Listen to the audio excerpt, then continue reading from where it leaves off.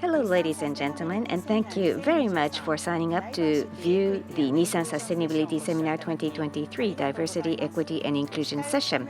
I am Ohara with Global Communication Department of Nissan Motor Corporation, and I'm happy to be serving as the MC. Today's seminar is divided into two parts, keynote speech and panel discussion. At the outset, founder and managing director of TDC Global, Ms. Sarah Liu, will deliver a keynote speech.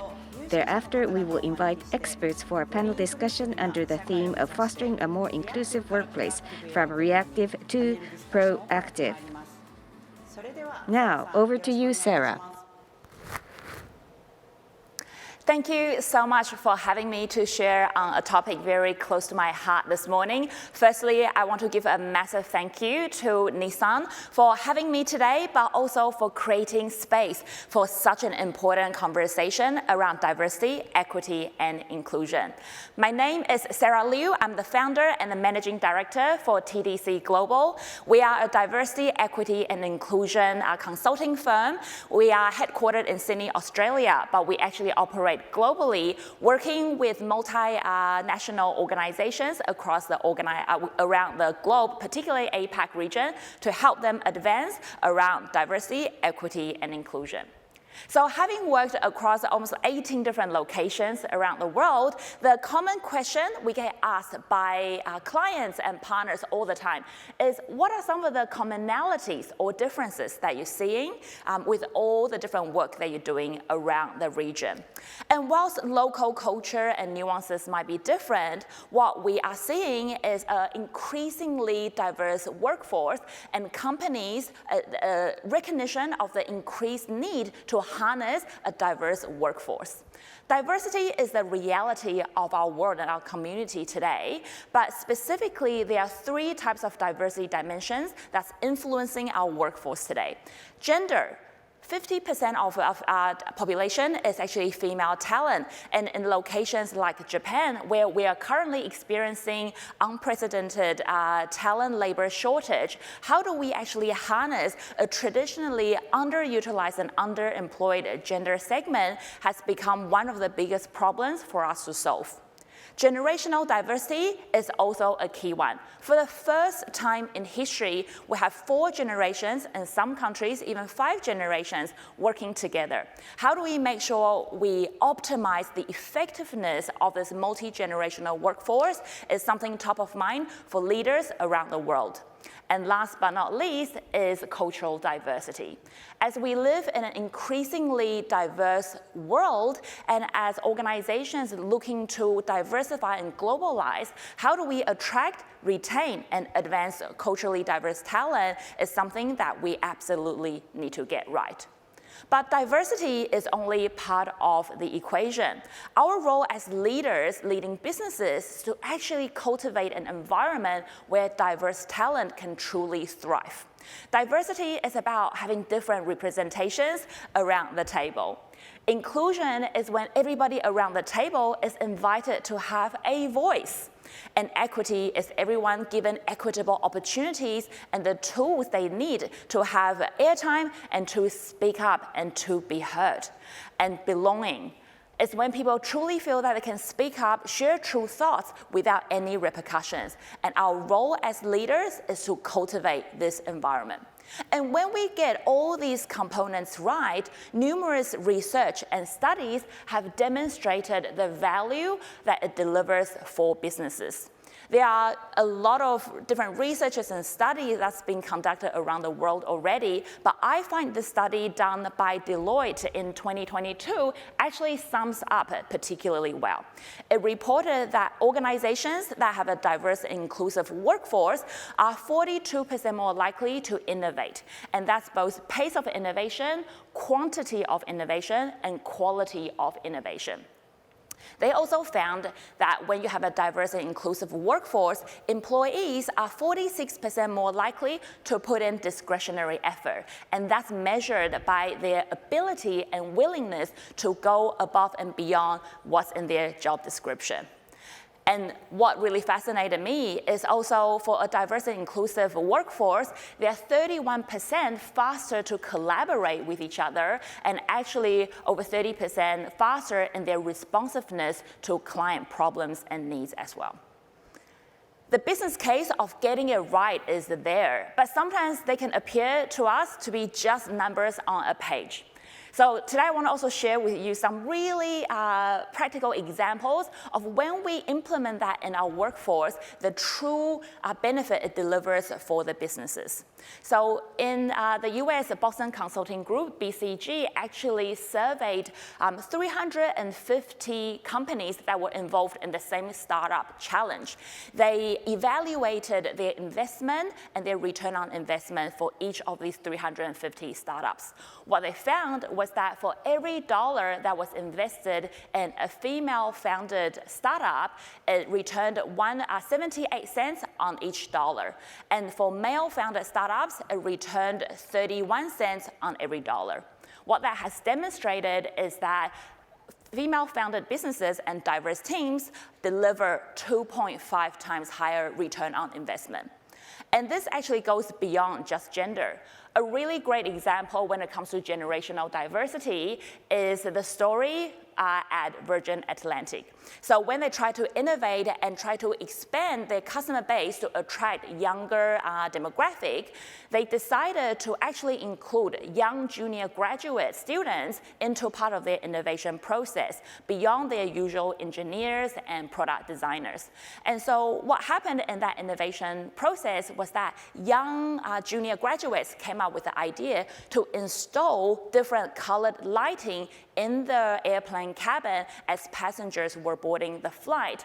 And with such a small and cheap innovation, Virgin Atlantic actually back in 2012 actually saw an 18% sales increase the year after.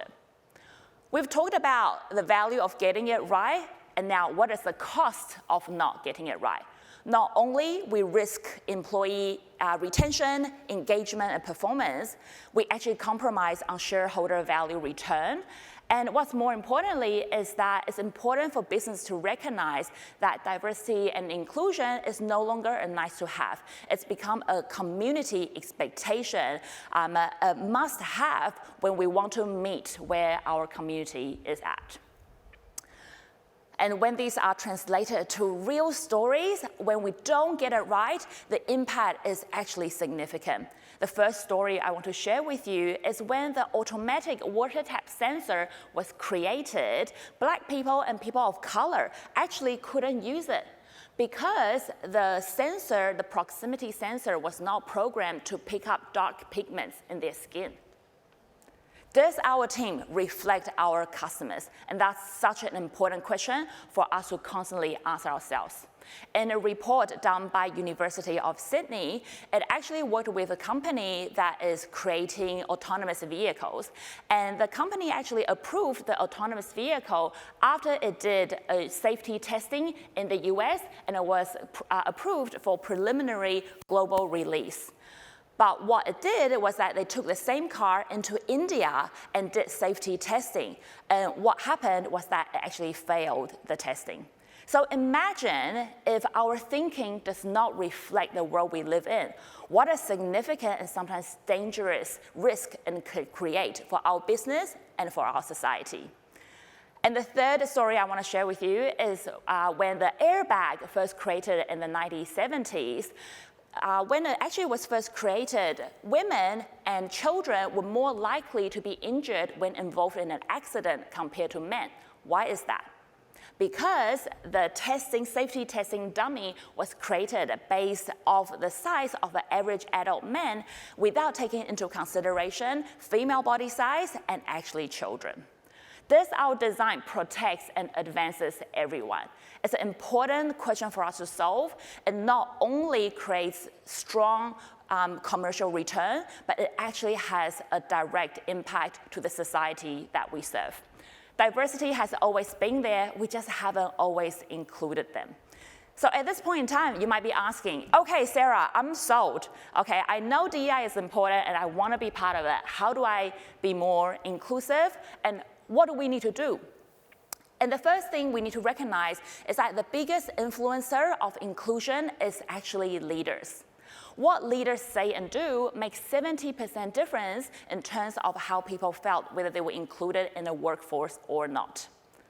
And practically, what does that look like? It looks like 4 things, and that's the 4 behavioral tips I want to leave with you today. Number 1, make people feel welcomed. Actively invite for their opinion, listen to them, welcome people into your circle. Make them feel safe. Avoid blaming, framing mistakes as learnings, and recognize your own biases. Thirdly, valued. Acknowledge and appreciate contribution. Be open and transparent in your communication and decision making. And last but not least, respected. Welcome and invite diverse perspectives. Celebrate rather than dismiss people's differences. Make people feel welcomed, safe, valued, and respected is the key to unlock an inclusive workforce. And with that, I hope as an organization, as a team, as a society, we can truly progress beyond reactive DEI into proactive DEI and into aspirational DEI, where we can build, cultivate, and sustain a true diverse, equitable, and inclusive workforce. If you would like more resources, I would invite you to visit our website at tdcglobal.jp, where a lot of these case studies referenced today are in the resources center. So with that, I want to thank you once again for having me today, and together, let's build best practice in diversity, equity, and inclusion.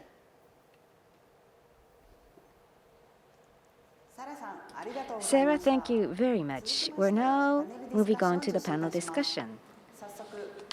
Let me introduce the panelists. From Takeda Pharmaceutical Company Limited, we are joined by the Global Head of Diversity, Equity, and Inclusion, Mr. Hayden Mayayas. From TDC Global, the founder and managing director, Ms. Sarah Liu.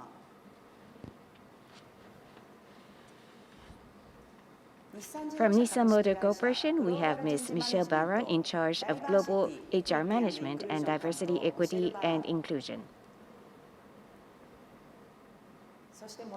The discussion will be moderated by Representative Director and founder of the NPO Rebit, Mr. Yakushi Mika. All the panelists are leaders of DEI in their respective sectors. We hope to host a panel discussion that will offer clues to the audience for new ideas and discoveries. I now will hand over the baton to our moderator, Yakushi-san.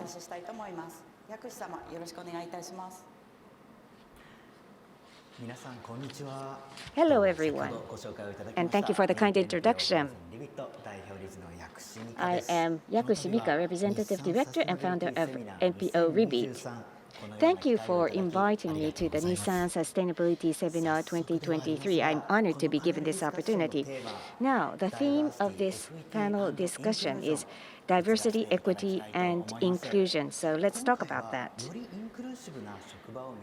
Fostering a more inclusive workplace from reactive to proactive is the title of the panel discussion. And under that title, I intend to have a great conversation with the panelists. I'm going to ask you each to self-introduce yourself, but let me introduce myself first of all. Once again, I am Yakushi Mika, Representative Director and founder of NPO Rebit. LGBTQ and diversity are areas we specialized in, and we offer training to companies and education institutions like schools for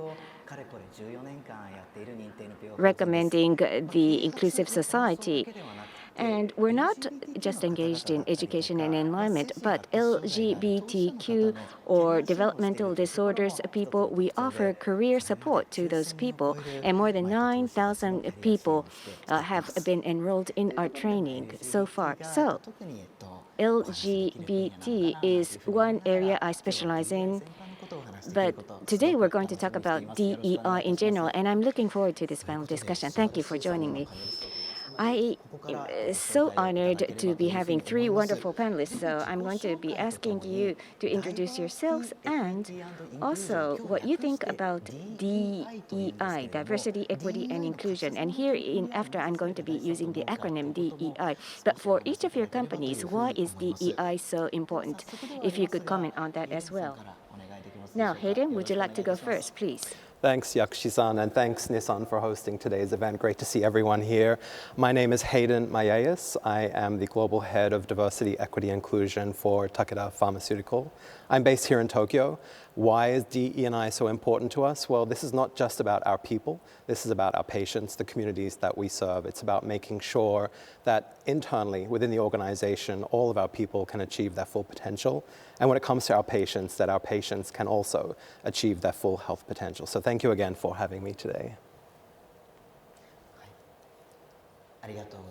Thank you very much. Then, Sarah, you've already delivered a great keynote speech, but can you once again introduce yourself? Thank you so much for the encouragement, and thank you so much to my esteemed panelists for joining this conversation today. So my name is Sarah Liu. I'm the founder and managing director of TDC Global.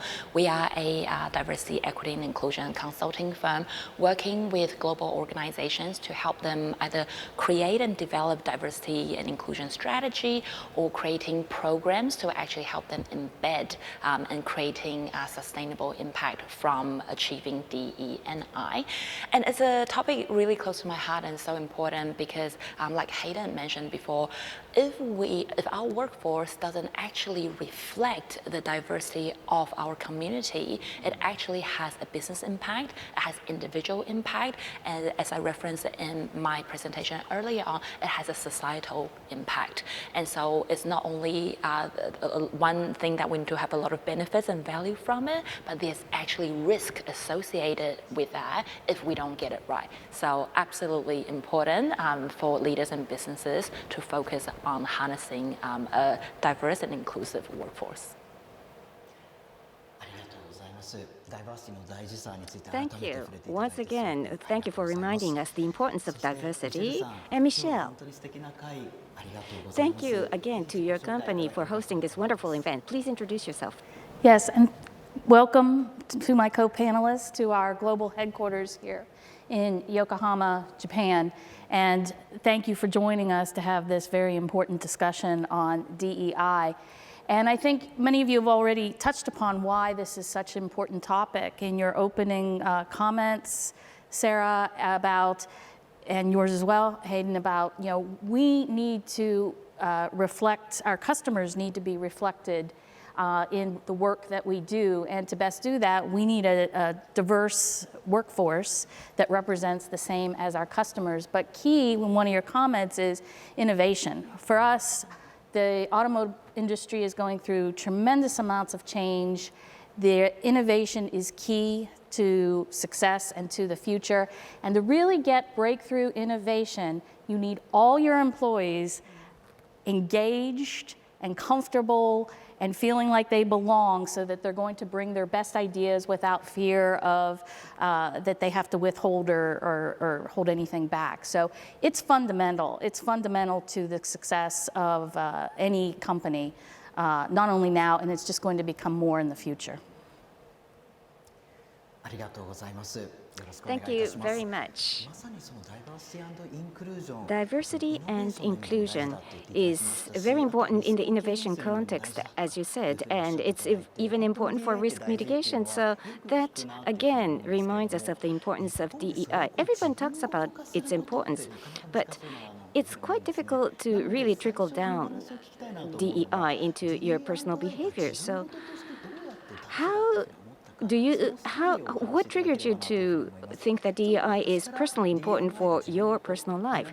Let me make a comment on the instance I found DEI as an important thing for myself. I'm a transgender. I was born as a girl, but from 17 years of age, I've been living as a boy. NPO is my full-time job, but when I graduated from university, I joined a web advertising agency.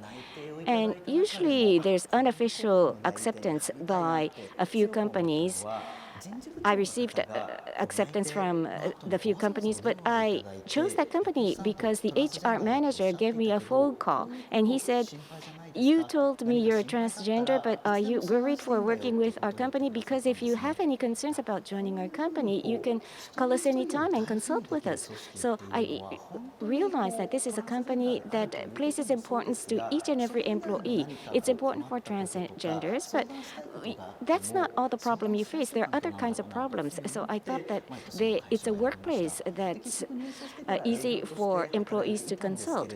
And I was a salesperson, but they were sexuality agnostic.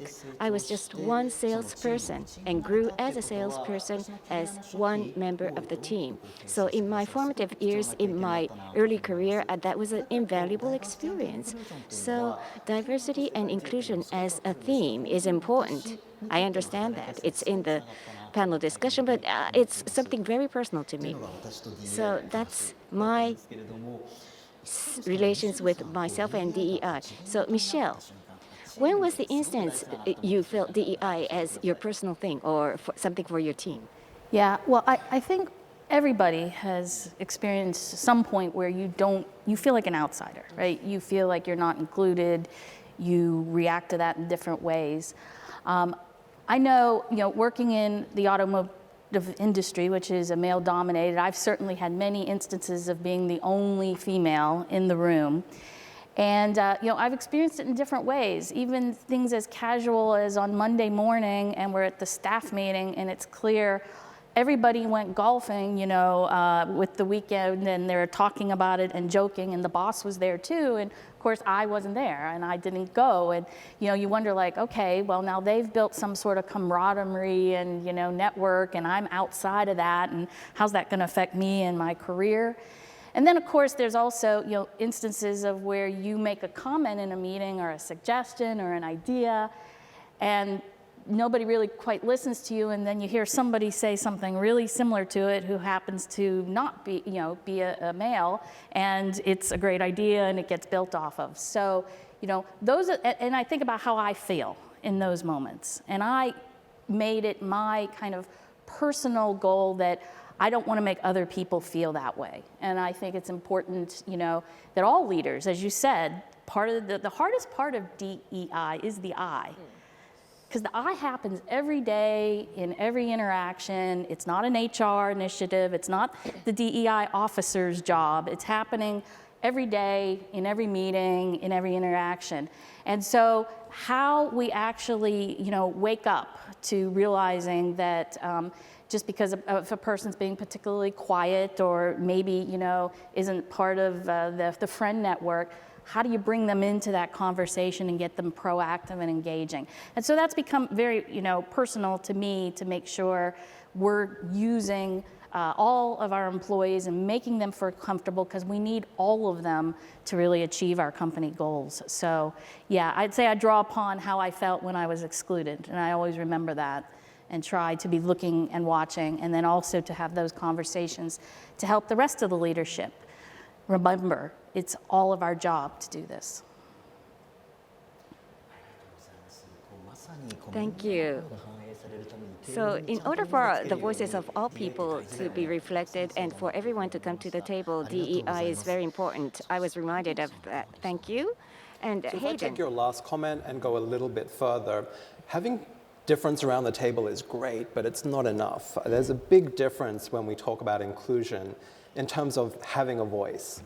Having the voice is important, but it means nothing if you feel like you're not being heard. Mm-hmm. And that doesn't mean that everything you say has to be translated and implemented into an action.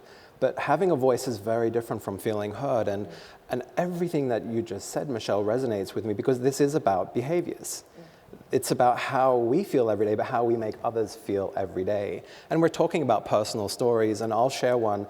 I grew up here in Japan. I've been here for a long time, it feels like. And I remember starting my career in Japan, and at that time, I was very open with my sexual orientation as a gay man in the workplace. And I think at that time, in Japan, it still wasn't so much accepted or so accepted to truly be yourself in the workplace. But the company I was working for enabled me to, and my team knew who I was.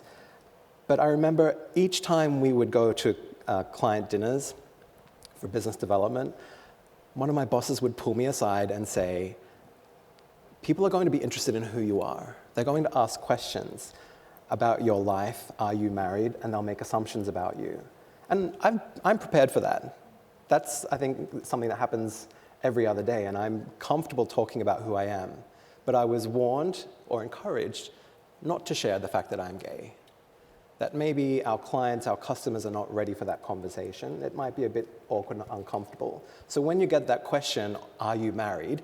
How about you just say no and then move on, rather than saying, actually, I'm gay and I have a male partner. At that time, it seemed like it was a difficult conversation for us to have. And this is psychological safety. Yeah. Because I was getting that message literally direct to myself that it's not okay to be yourself. Now, over time, that changed and continues to change, but I'd suggest actually not much has changed in the world. We don't have true psychological safety everywhere. And that comes back to the point of having a voice and being heard of very different things. But also your points around innovation as well. You can't have innovation if people don't feel like they can take a risk. And every day I take a risk to be myself. But it also translates to work. I'm not going to feel comfortable to take a wacky idea to you as my manager, which might lead to a cost saving or benefit for the environment if I'm getting these signals that it's not okay to take risks.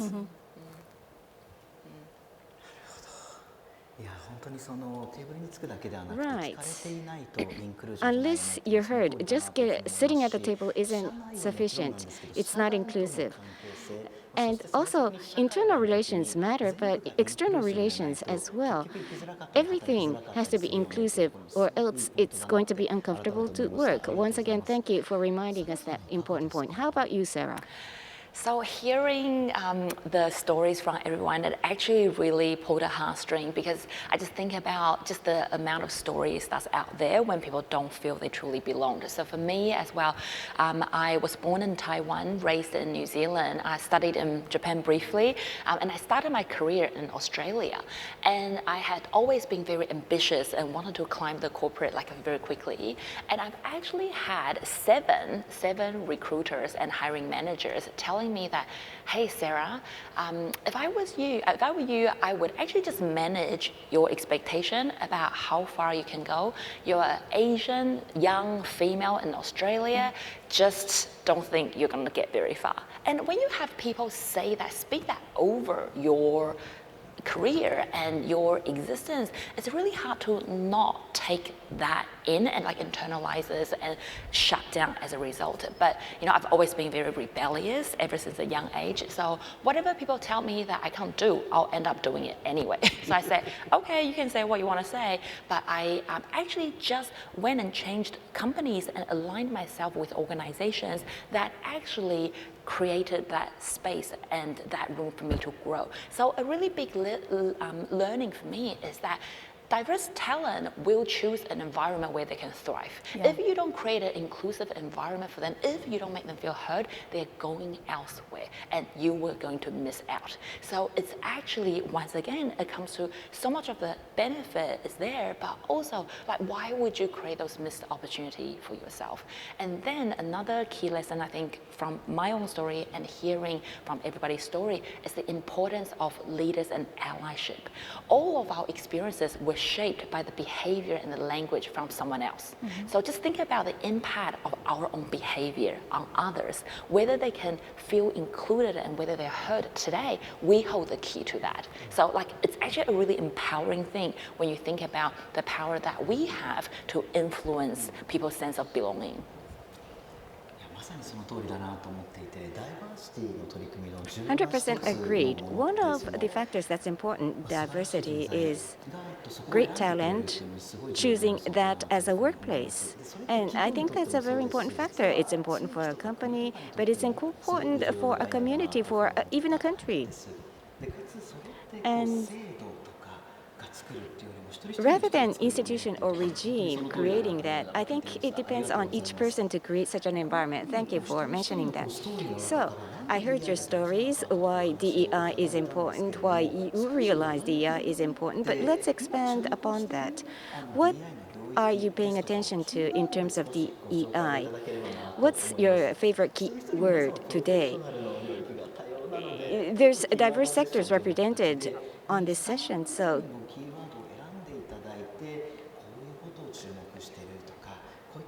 Nissan's keyword is this and that. This is the keyword that we are paying attention to. Can you mention a few keywords? And we are running short of time, in fact. So we want to continue to listen to you, but maybe brevity would be appreciated. So Michelle, can you mention a few keywords? Yeah, the key word is culture for us.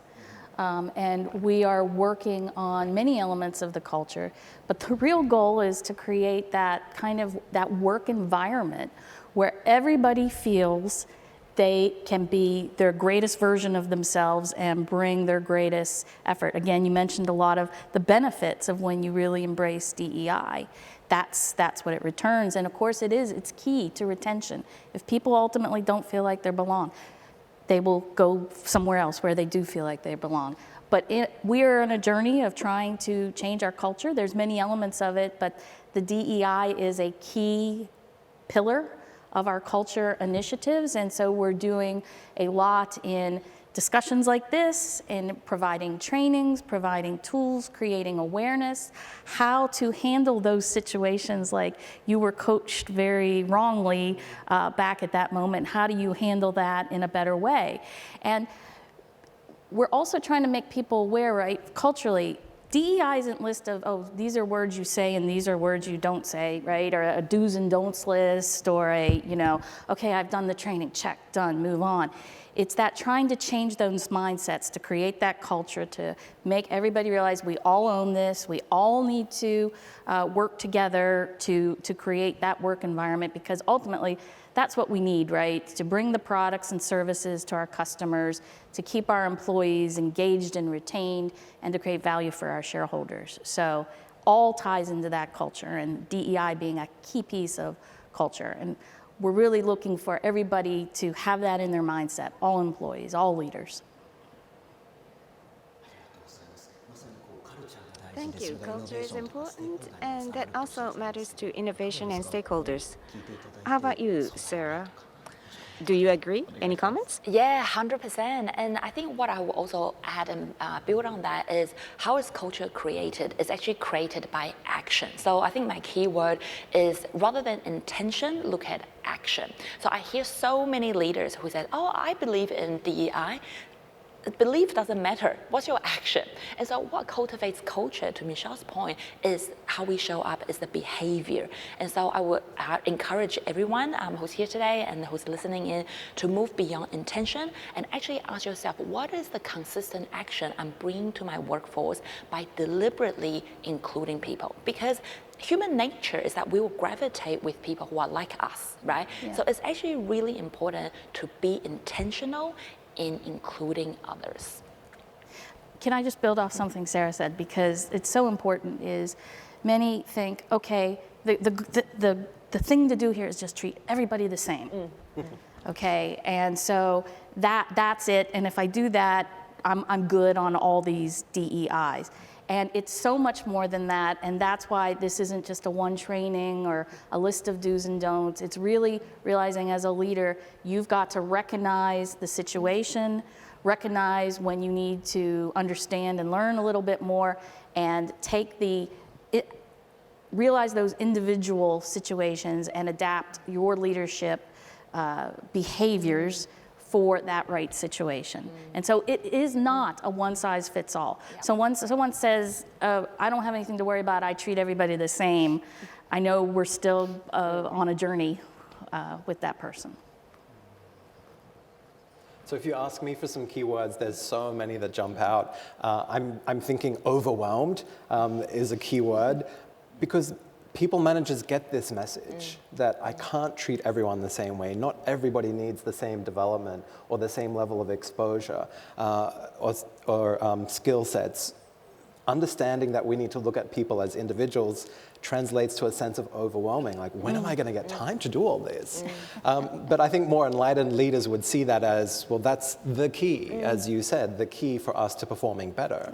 But for me, I think the real keywords I'd like to use are belonging. I think this is one of the biggest keywords of the moment. I keep getting asked, are we going to change the name of DE&I or our team to DE&I and B?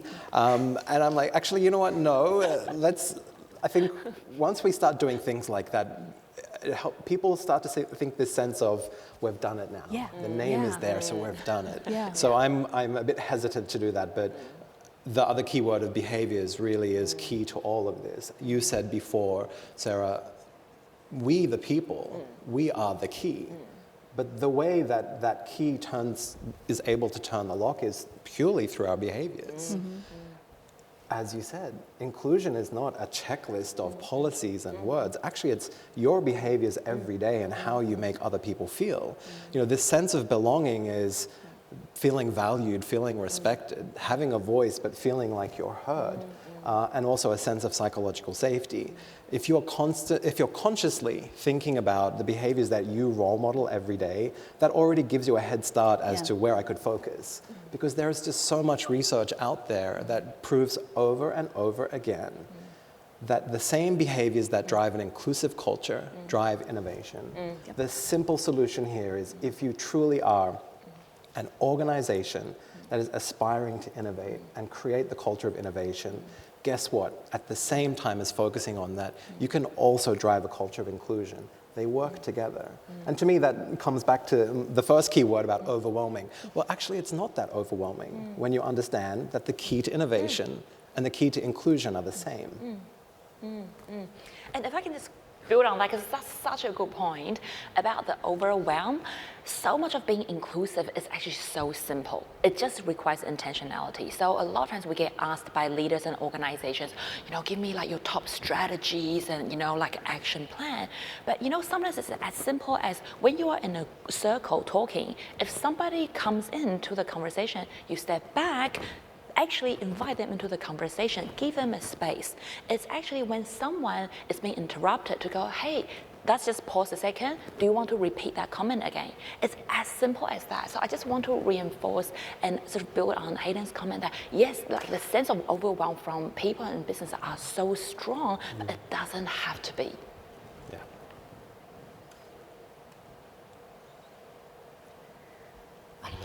Thank you very much. そうですね。まさに本当にビロンギングが大事だ。 Belonging is important, そのためには as you said. トップのリーダーシップもすっごく大事 For なんで that, すけれども、 of course, while top leadership is important, the behavior of each and every employee is important. So in order to be inclusive, of course, there has to be the top leader's message and recognition, and also the system is important, and that has to be created by each and every stakeholder or employee. And for each person to create a DEI culture, there could be various initiatives, but recently ERG, Employee Resource Group, ERGs are much talked about, and there's attention paid to ERGs. Many Japanese businesses are engaged in ERGs, and in the Western world, in the US and Europe, many companies have established ERGs, and your companies probably have ERGs. Nissan, of course, is promoting ERGs. Can you talk about that? Yes. This is, again, with the culture initiatives and DEI being a key part of that. We're trying to, and have been, trying to foster that sense of belonging. So, many people will come and they join a company and they're on a work team, and there may be nobody on that work team who they really relate to. And so ERGs, Employee Resource Groups, and in the Americas we call them BSTs, Business Synergy Teams. It's the same thing. They provide an opportunity for employees to find a group of coworkers who have same interests or characteristics or beliefs that they do, and it creates an environment, right, where they can go and be psychologically safe. But it's just not to get together and talk. They really are become a valuable part of our business because they really serve three things. One, they create that inclusion that I just mentioned because they come together and work and get to know each other outside of their immediate work circle. But they also use it as an opportunity for career development. So they have speakers come in, other executives come in and give coaching and advice. So it's the sense of finding your team and then working together and giving each other career advice. Secondly, in the Americas where the BSTs are, they have been very heavily engaged in the community. Working with nonprofits. We actually probably have some pictures here. That I think is me speaking to a group. We had many panelists there that day. We're actually working with young African-American men who are in the community, giving career advice and helping with resume building for those who may not have someone who can relate to how you enter into the business world. Also, you see groups there where I'm addressing the BST groups. So that kind of community connection in whatever is relevant for that country or region is another opportunity for these ERGs or BSTs to really connect. And then the third is, there can be,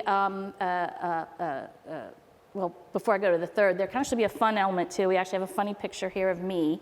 I'm actually in a fundraiser there. That's me, I'm in a tank, and people are paying money to throw a ball, and if they hit the target, I fall into the water. And it wasn't just me that did this, it was many executives, and we did it as a fundraiser to help support these ERGs to raise funds for whatever resources they needed to deliver their goals. And lastly, the third real benefit of this is there's business value too.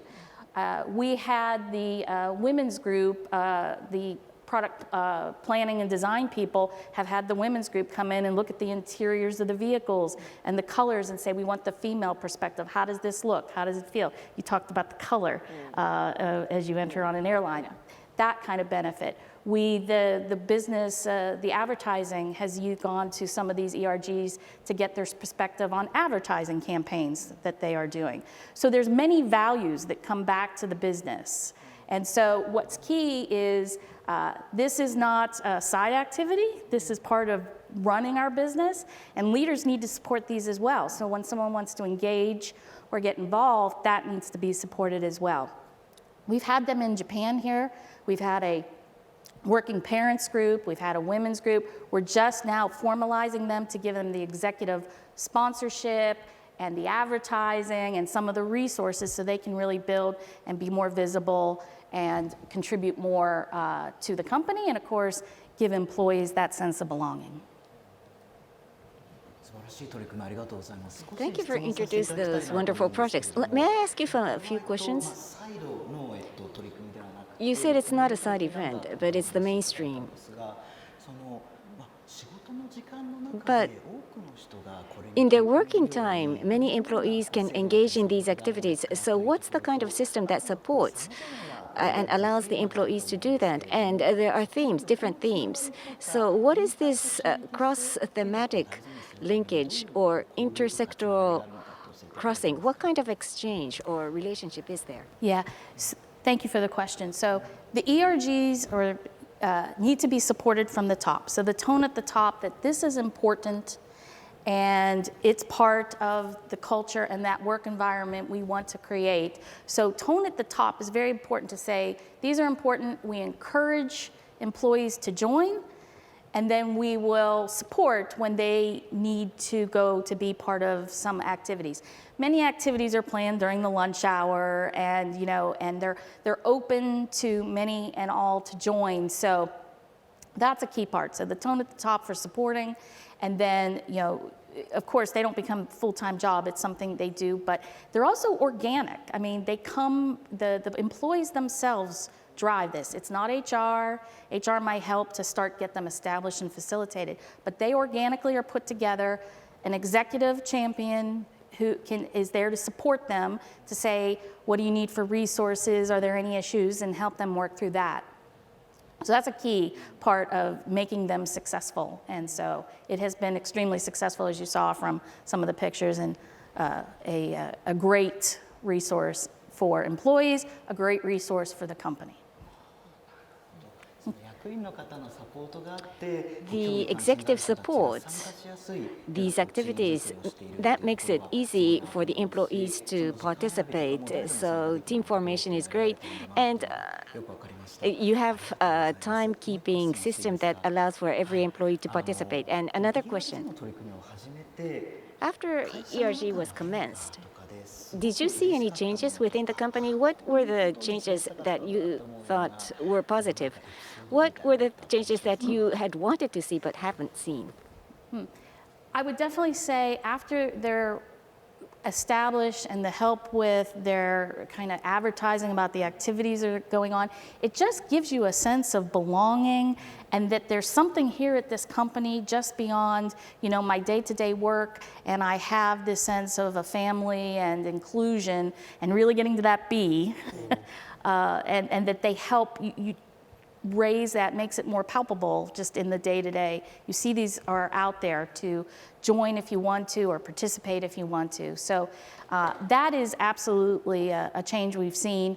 The drawbacks, I wouldn't say there have been that many drawbacks. In the Americas, where they established this over 15 years ago, I think they have 10 or 12 now. I mean, there is one that is a multi-faith base where people come together and they want to share and experience, and understand different faiths.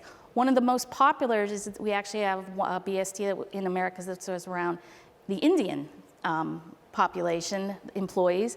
And one of the most attended events is this lunch they provide with this great food, and there's lines waiting to join in, and we go sit together, and they have some Bollywood movies playing, and and they have dress, and it's just fun to learn about the other cultures. So there's so many benefits to it, to the company, to the employees, to society.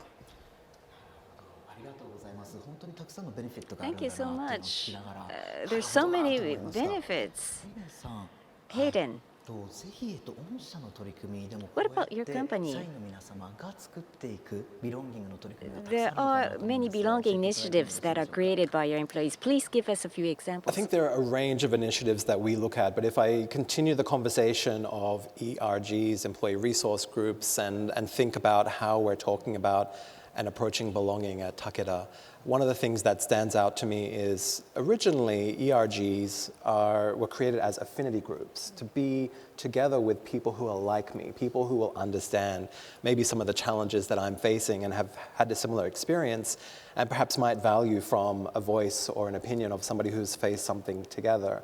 But what we're seeing now is that idea of affinity is going beyond our office walls or our Zoom walls.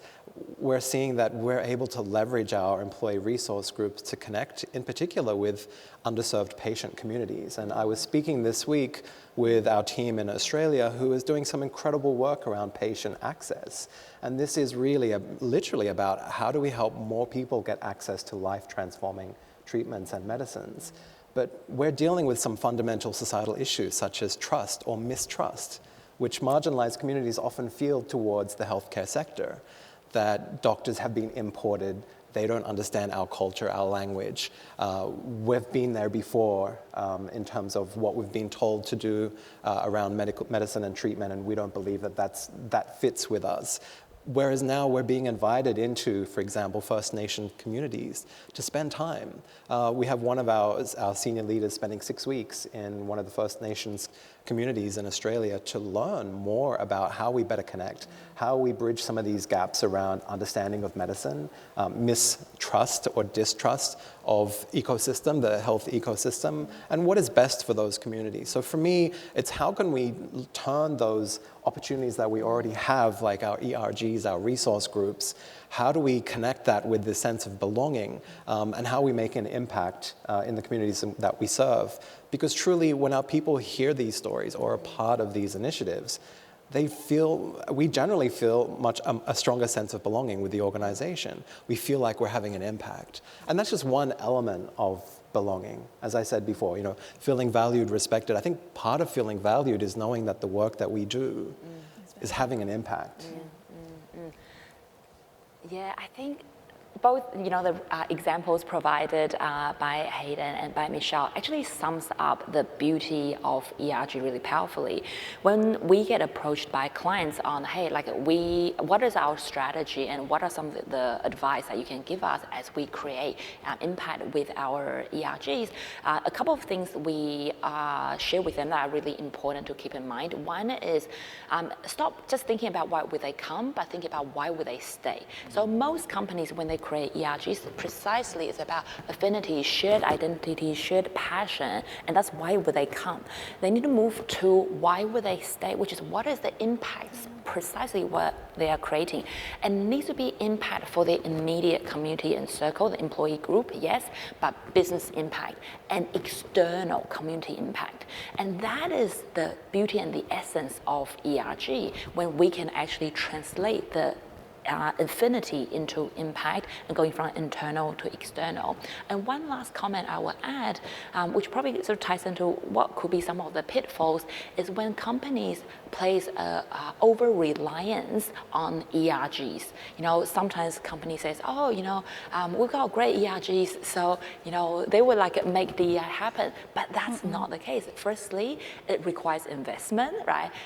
And intentional effort, sponsorship from the executives, but also more importantly is for the business leaders to be thinking about how do we support the ERGs, right? How do we invest in them? How do we come alongside of them and enable them to do the great work that we've heard just then that can be achieved through ERG?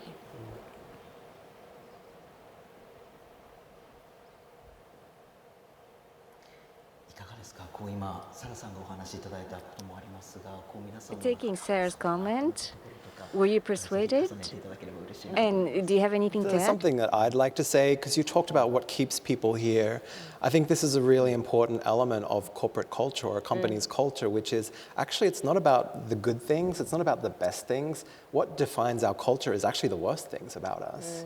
So if we flip it around a little bit, going from this notion of what keeps people here, actually if we start thinking about what are the worst things, what are the things that we hear from people, because inevitably this is part of what defines our culture externally. Focus on those elements, then we can answer that question and respond to what keeps me here. And actually that's one of the questions I use quite frequently when, in particular when I'm talking with or working with groups of our employees around issues that we've seen, is asking that question, so what keeps you here? Let's talk about those things. But at the same time, that doesn't mean that we should ignore the things that need to be addressed, because absolutely, as I said, those are often the most important things from a culture perspective. Yeah, that is key, that you've got to keep looking in the mirror and understanding where we are and what we can do better, and the surveys and listening to the voice of the employees and having a way to collect that and really hear it is key to the success, because you can't just, again, treat this like a checklist. Okay, we've done these things, we have ERGs, good, done. It's ongoing, and you have to keep listening. I wish it was a check the box. I really wish DE&I and inclusive culture. Simple, right? I wish it was a check the box. Can you imagine how much easier this would all be? We probably wouldn't be here if it was. But I keep saying, if somebody will find the answer, please find the solution, the golden bullet to DE&I. We'll sell it on Amazon and make it available to everyone.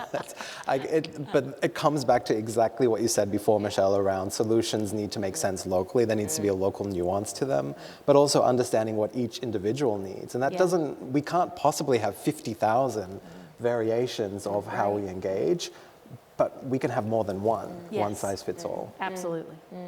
And I think as organizations, it's so important that we have the courage to be honest. And I think to your point about uncovering why do people leave? Not just what keeps them here, but why do they leave? And I've actually heard that the most powerful thing that you can learn about your organization is asking questions you're afraid of getting the answer to, right? So ask those hard questions, because they will give you so much insight, so much learning, and it's so important for leaders to be aware of it and to have the courage to receive that, to go, okay, now what are we going to do with that? And that is when a really powerful transformation can truly happen. complete agreement. Hayden, you said you wish DEI was just a checklist thing. And that's often frequently said by people in charge of DEI. Diversity could be taken up by each theme, but what about inclusion or equity? You can't divide them into themes. So where do you start from, and what do you need to do in the next 3 years? It's really difficult to build an effective scheme. And also, how do you measure impact?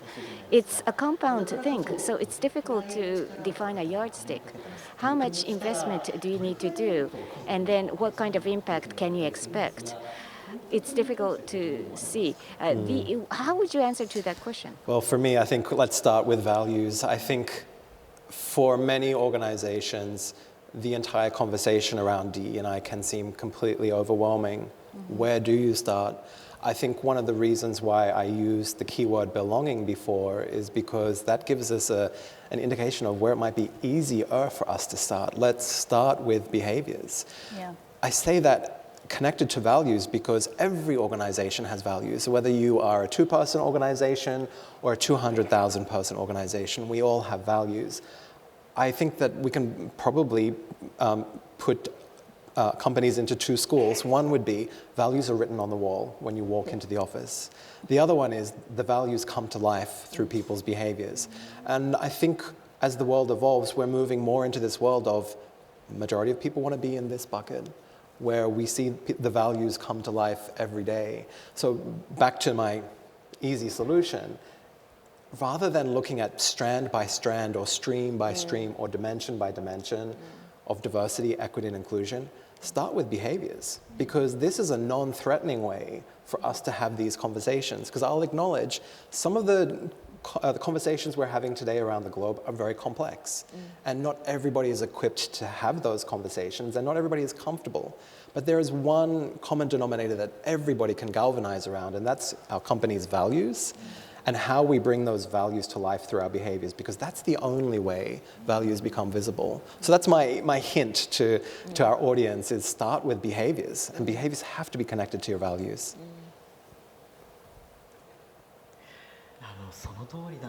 Exactly. Within company value, DEI must be sitting at the core. You can't just refurbish and attach it later on. Why? It's installed, but why? I think it has to be embedded in the true core of the organization, and also behavior realizes that. And Sarah, changing behavior is the most difficult part. Culture and penetration of the culture is very important. How can we do something so difficult? Yes, so again, I wish there's a silver bullet.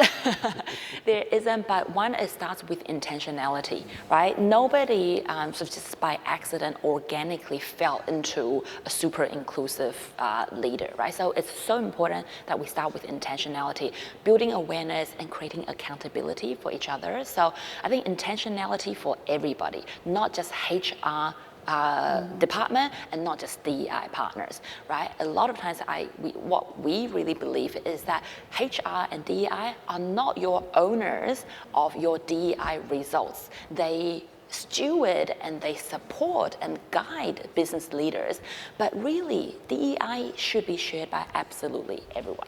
So intentionality shared by everyone, and I think also a really important element for us to consider is to make sure that there is accountability. So leadership accountability is absolutely critical, because you can't one, be what you can't measure, but also 2 is that what gets measured gets done. Right?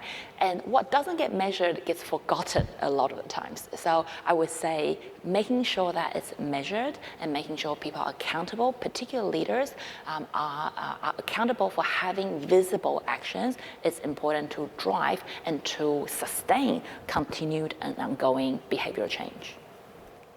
And can I add to that? Because when we're talking about measurements, I think in the business world, we're focused a lot on numbers, measurements, KPIs. But don't lose sight of the fact that oftentimes it's how we've touched one person or their lives that is actually the biggest and most important KPI. Because when Michelle was talking about the ERGs at Nissan, for example, I can feel those stories. We have the same examples of, just one employee feeling brave to step forward and share with us a challenge that they're facing. Let me be very tangible about this. In a very difficult jurisdiction somewhere around the world, where being LGBT is really not accepted, we had an employee step forward saying that they wanted to apply for equitable benefits for them and their partner. Now, even though we may not have the right access to equitable products or insurance products in a certain jurisdiction, that doesn't mean that there isn't a solution. Yeah. And we will find a solution working together with the employee. But for me, the most important thing in that conversation was the fact that the employee felt brave enough and confident enough to pull someone aside and have a conversation. Because if we have a culture where people feel like they could never do something like that, then that shows that we're failing. So to me, that's one of the biggest KPIs is how are we having a positive impact on our people and our patients' lives? Yeah, and that tone at the top, Sarah, that you mentioned is so key. And yeah, the values on the wall, but it's the behaviors. The values are under the water. People can't see your values. They feel your behaviors. And so having that kind of tone at the top and then role modeling, and of course, it's a lot of pressure, right? I mean, and everybody has moments when you aren't the best leader you should be or the best colleague that you should be, and it's how you react to that and how you learn from it, and have those discussions versus just going quiet or worse, not even realizing it wasn't a good moment and repeating it. And that's the accountability, and how do we all hold each other accountable to do that? And that's sometimes having conversations that aren't so easy to have, but it starts with that. Just you talked about an employee being very brave to come forward and say, I want this benefit. We all have to be brave and help each other because this is such a complex topic with not one book or one training class you can do, then you're done. It's an ongoing learning experience, and we all have to keep learning and trying to do better. We sit here as supposed, authorities or, experts that we were invited here, but, I'm sure every day you think about something you could do better, you could have done that differently, and that's part of the realization of improving on that journey. Yeah, I couldn't agree more, because it's so important also to create room for mistakes and be okay with it and accept our own mistakes, other people's mistakes, and actually creating what we call a safe and a brave space to make mistakes. Because when we talk about behavioral change requires courage, right? And so we need to actually just be okay and be comfortable with not getting it right, but acknowledging that we have our own biases and shortcomings, but we are together on the journey. Yeah, it's really an opportunity for genuine, authentic leadership. Yeah. When, maybe you say, hey, I probably didn't handle that so well. What did you think? What ideas would you have for me to do differently the next time? It's as easy as that sometimes, but you gotta be brave enough and have the courage to go, yeah, I probably didn't handle that very well. What do you suggest I do differently? Or ask for some coaching or some mentoring. I think that, to me, it's oftentimes some of the challenges is not just someone saying, how could I have done that differently, but actually, I don't know how to respond at all. Yeah, and that's really I'm lost in this situation.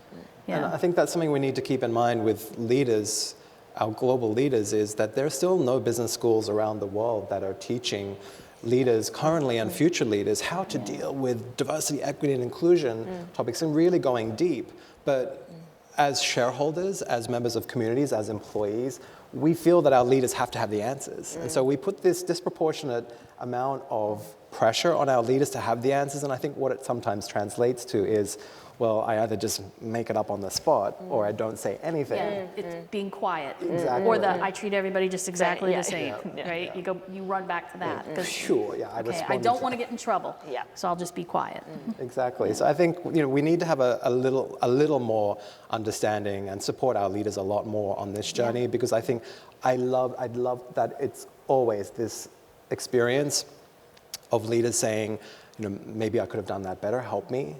But I think at the moment we still don't have that level of constant or consistent engagement and calls for coaching.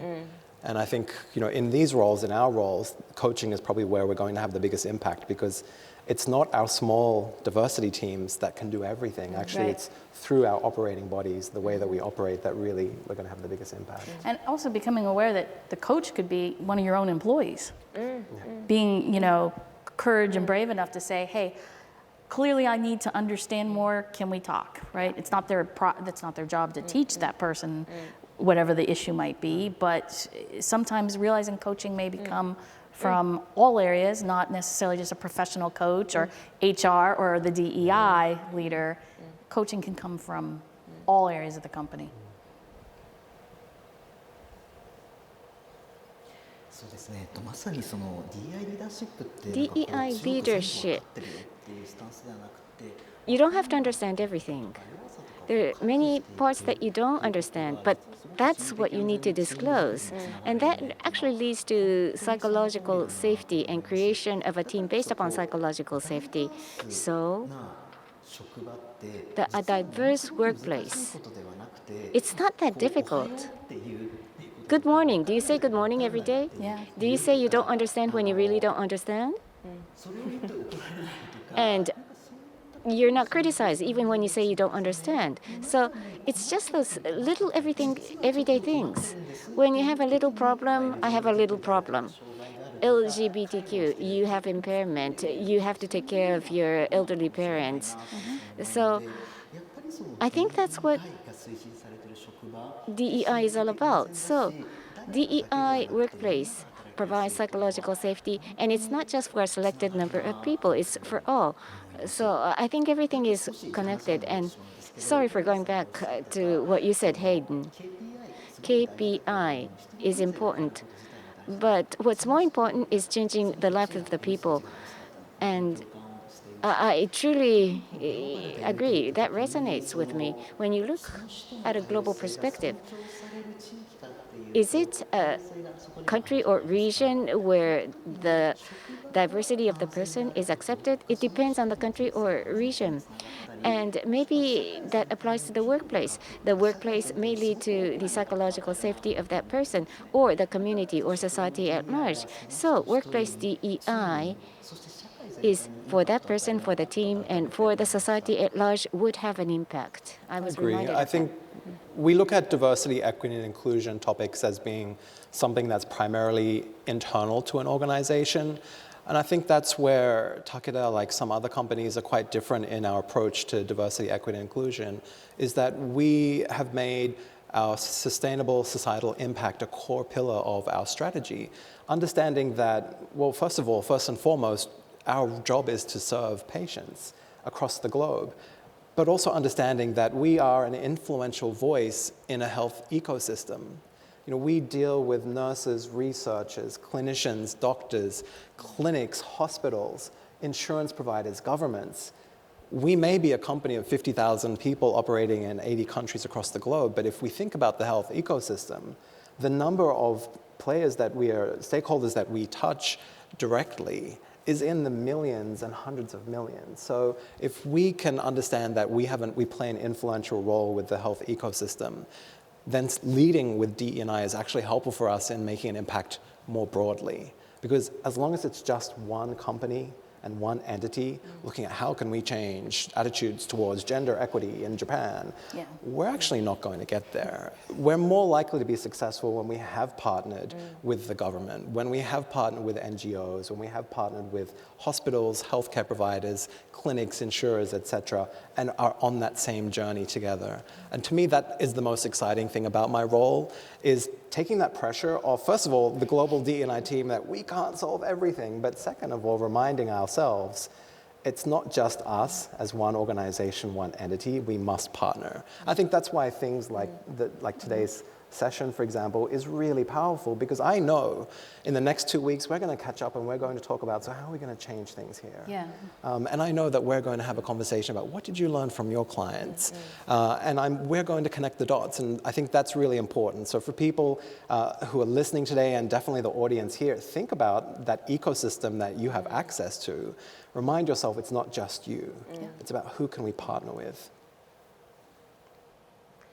まさにそのダイバーシティってコレクティブインパクトから生まれる。 Diversity is brought about through collective impact. And within that, the business world is an important sector, and there could be collaboration between the private and public sector, and that's important.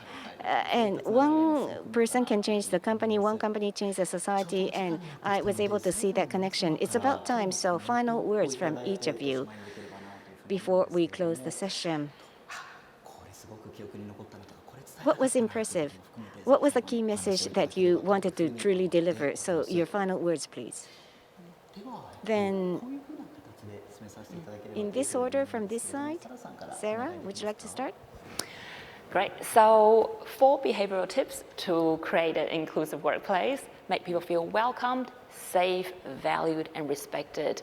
It can feel overwhelming at times, but it doesn't have to be. And be intentional in your effort, show up consistently, and remember that action outweighs intention every day. So what is the action that you and I are going to take and embody every day? And I'm just going to sound like a broken record, so I'm going to say the same thing I've said 7 times, which is it comes down to our behaviors. It comes down to us, how we choose to interact with people every day, whether it's the language we use, the way we connect, who we include in meetings, how we follow up, whose opinion we ask for. It really does come down to our own individual behaviors, because that's what truly drives a culture of inclusion and a culture of innovation. And building off that innovation word, you both kind of went on the how you try to create that DEI welcoming environment. And I'll go back again to why this is so important. And this is not just a maybe fad or that the world's going through right now and it'll be gone in 5 years. No, this is reality. We know we need the whole workforce population engaged and contributing in order to remain competitive in whatever industries that we are in, and that we need those talents to come and then feel they belong and they stay and they really develop great products and services. But yes, beyond just kind of the capitalist, if you will, view of it is, yes, absolutely. You saw some of the work they're doing with what we call the BSTs or ERGs.